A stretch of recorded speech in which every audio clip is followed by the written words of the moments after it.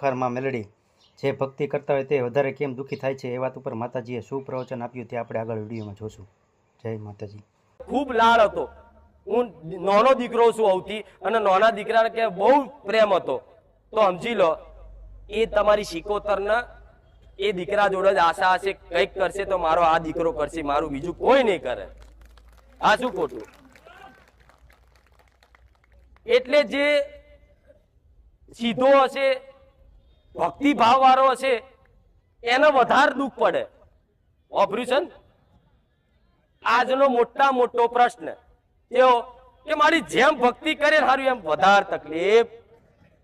કારણ કે મારી અમે કુટુંબમાં કોઈ ભક્તિ નહીં કરતું, દીવા નહીં કરતું, એવું અમે દિલથી માતાને માનીએ છીએ, પણ અમે જ દુઃખી.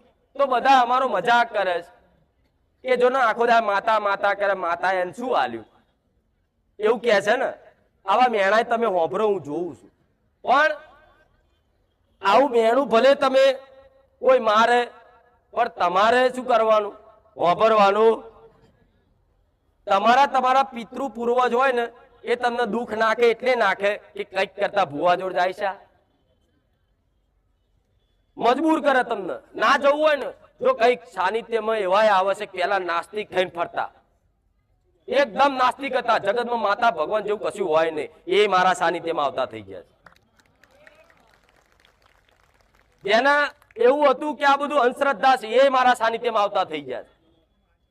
તો વિચારો, અને દેવ એવું કદાચ મજબૂર કરે તમને, એવું મજબૂર કરે, એવા તકલીફો નાખે, એવા ઝીણા ઝીણા તકલીફો એવું વધી જાય ને, કોઈ માણસ કંટાળે ને એટલે કે સારું ચોક જોડાવા જવું પડશે.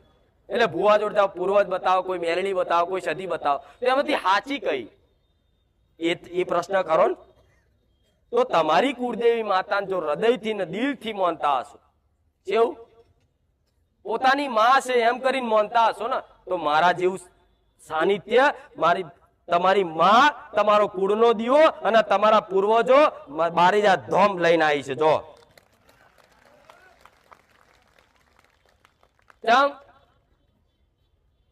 તમે કુળદેવીની ભક્તિ કરતા હતા ને, એટલે કુળદેવીની દયા આવી. આ ભૂવે ભીવો ભટકશે ને, આનો ઉદ્ધાર નહીં થાય. જા બારે જા, આજ તમારી માં લઈને આવી છે. તો તમારી માં માટે, તમારા પૂર્વજો માટે આટલું કરજો. હું તો કહું મશાણી મેલડી કદાચ નહીં હોય પેઢી તો ચાલશે, પણ તમારી કુળદેવી, તમારા પૂર્વજ, તમારી બાર શિકોતર, તમારી દાદી શિકોતર, અને બીજી એક બઈ શિકોતર. કેટલી જાતની શિકોતર આવે? 4 જાતની. એક બાર શિકોતર, એક બઈ શિકોતર. બઈ શિકોતર એટલે જે પરણેલી બઈ હોય અને 35-40 વર્ષે મરી જઈ હોય એને બઈ શિકોતર કે. આત્મહત્યા કરીને કે કોઈ ગોવાવરના ખાટલે, તે એક શું દુષ્ટ આત્મા થાય.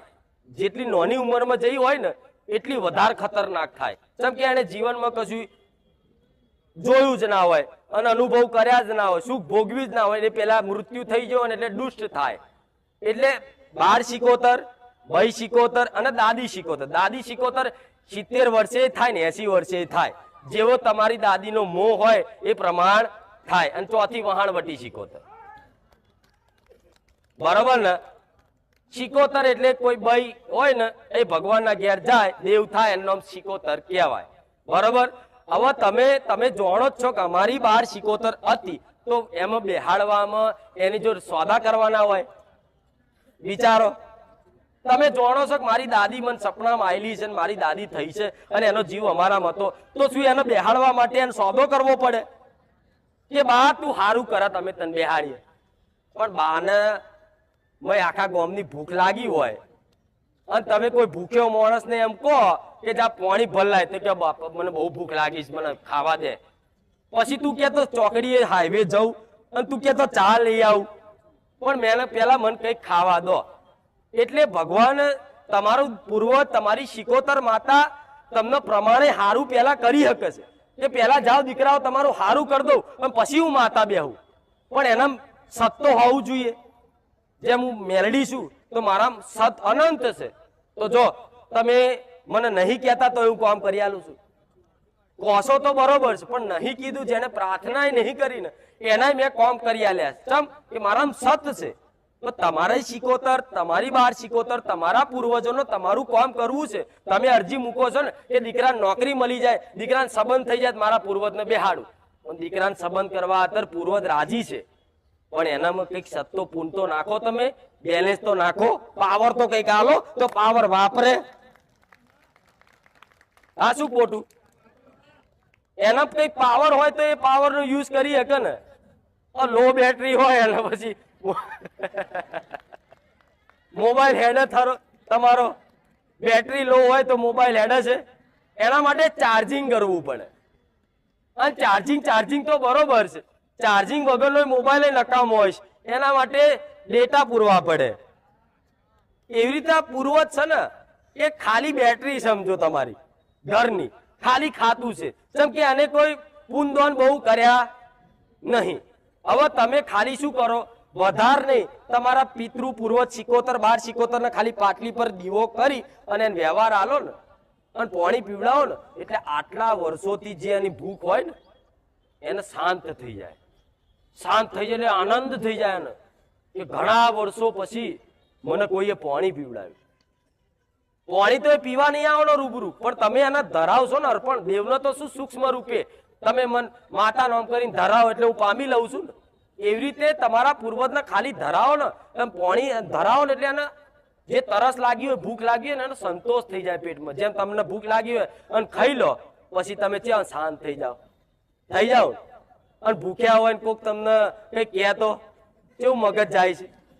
એટલે પૂર્વજો તમારા શીખોતર, તમારી દાદી શીખોતર ને આવી ભૂખ હોય અને એ ભૂખ તમારી પેઢી જોડે જ એ માગીએ કે બાજુવાળા નડવા જાય, એ તમને જ નાખે નુકસાન.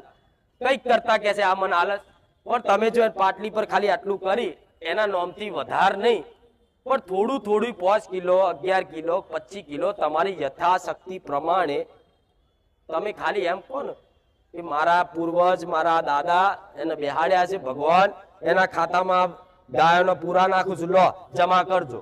એટલે એના નોમથી નાખ્યું ને એટલે એના બેલેન્સ પડ્યું. શું પડ્યું? બેલેન્સ પડ્યું. એટલે એને શક્તિ આવે, પાવર આવે, હા હું તાજો થઈ ગયો. હવે તમે ખાલી ઈચ્છા કરો ને, ઈચ્છા કે મારા આ નોકરી જોઈએ, તમારો પૂર્વજ મારા પહેલા પહોંચી જાય એનું નામ એ કહેવાય. કેવું? મારા પહેલા મને મેલડીને તો યાદ કરતા કરતા હું આવું, મારા પહેલા તમારા પૂર્વજ, તમારા દાદા દોડી જાય અને હું કામ કરવા જોઉં તો કે હું જોઉં તમારા દાદા મેં કરી દીધું, તું તાર રે તાર જગ્યાએ. આ શું ખોટું? એટલે મારે આખી જિંદગી તમારા કામ નહીં કરવાના. તમે મને ભાવ આલો છો તો લગીન હું કરીશ. તમે મને બહુ લાડ કરો, રામ માડી રામ બધું કહો છો ને, એ મને વાલ કરો છો તો હું કરીશ.